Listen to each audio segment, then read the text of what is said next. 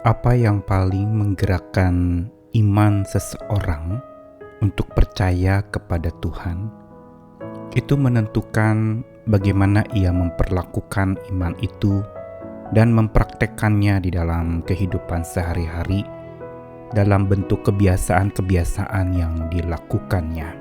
Bila seseorang digerakkan imannya itu oleh berbagai macam hal yang dia pikir adalah berkat, iman yang digerakkan oleh berkat itu tentu saja akan terus membuat seseorang akan berusaha sedapat mungkin hidupnya dilimpahi berkat dan meminta berkat senantiasa tanpa henti, karena ia pikir berkat Tuhanlah yang menggerakkan imannya untuk percaya kepada Tuhan di dalam hidupnya. Namun bila seseorang imannya digerakkan oleh kegiatan-kegiatan atau aktivitas-aktivitas rohani kepada Tuhan, misalnya melayani atau melakukan karya-karya layanan yang banyak untuk Tuhan, maka ia pun akan mempraktekkan imannya dalam bentuk pelayanan demi pelayanan yang dia kerjakan sebanyak-banyaknya, sedapat mungkin dilakukan segiat-giatnya, karena itu yang dianggap dapat menggerakkan iman percayanya kepada Tuhan. Namun sesungguhnya apa kata kitab suci tentang gerakan yang paling utama yang menyebabkan seseorang itu percaya kepada Tuhan senantiasa?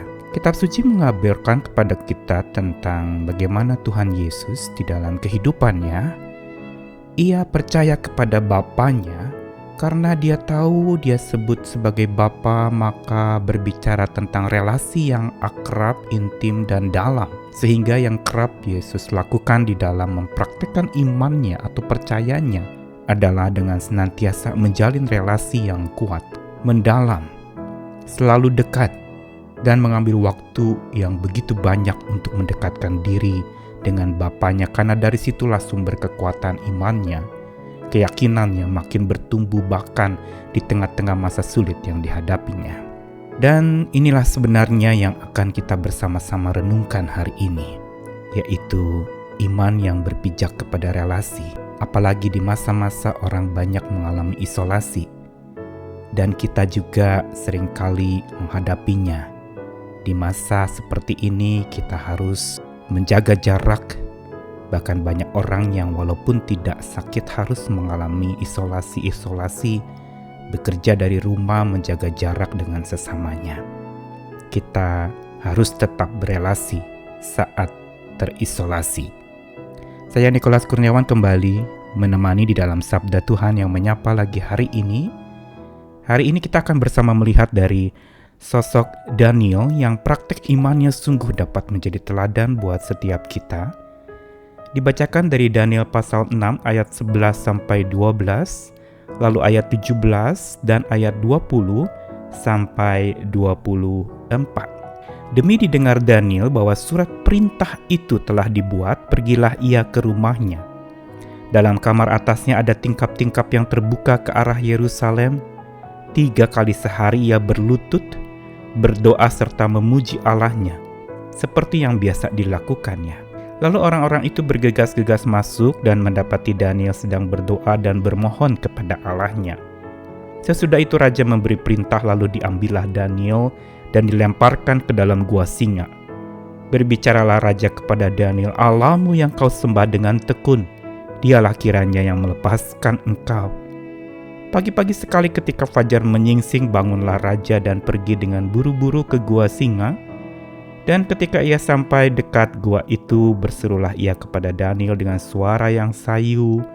Berkatalah raja kepada Daniel, Daniel, hamba Allah yang hidup, Allahmu yang kau sembah dengan tekun, telah sanggupkah ia melepaskan engkau dari singa-singa itu? Lalu kata Daniel kepada raja, ya raja, kekalah hidupmu. Allahku telah mengutus malaikatnya untuk mengatupkan mulut singa-singa itu, sehingga mereka tidak mengapa-apakan aku, karena ternyata aku tak bersalah di hadapan Tuhan, tetapi juga terhadap tuanku, ya raja, aku tidak melakukan kejahatan. Lalu sangat bersukacitalah raja dan ia memberi perintah supaya Daniel ditarik dari dalam gua itu. Maka ditariklah Daniel dari dalam gua itu, dan tidak terdapat luka apa-apa padanya, karena ia percaya kepada Allahnya.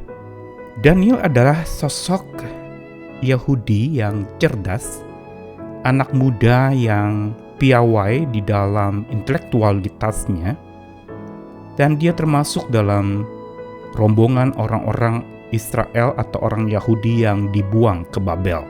Dan dalam masa pembuangan sesungguhnya hidup mereka terisolasi dari tempat asal mereka.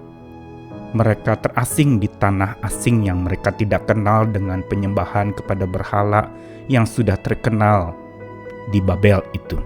Dan pada saat itu Daniel, Tuhan karuniai kecerdasan yang luar biasa, dan lewat itu dia menjadi berkat bahkan kesaksian buat dunia kerajaan Babel waktu itu.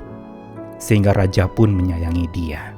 Tapi ada orang yang tidak senang kepada Daniel sehingga lalu membuat sebuah perintah yang sebenarnya ingin memojokkan dan ingin supaya Daniel itu dibasmi, karena menjadi saingan terberat buat orang-orang cerdas yang ada di Babel pada waktu itu. Dan akhirnya dibuatlah perintah bila tidak menyembah berhala atau patung-patung yang sudah dibuat di situ, maka akan dimasukkan ke dalam gua singa.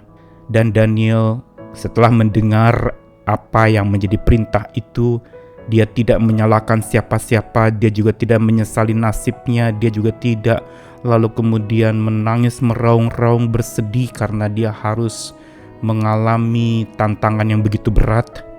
Tapi yang dia lakukan adalah justru dia dalam tanda kutip mengisolasi dirinya di ruang tempat di mana dia biasa melakukan doa kepada Tuhan.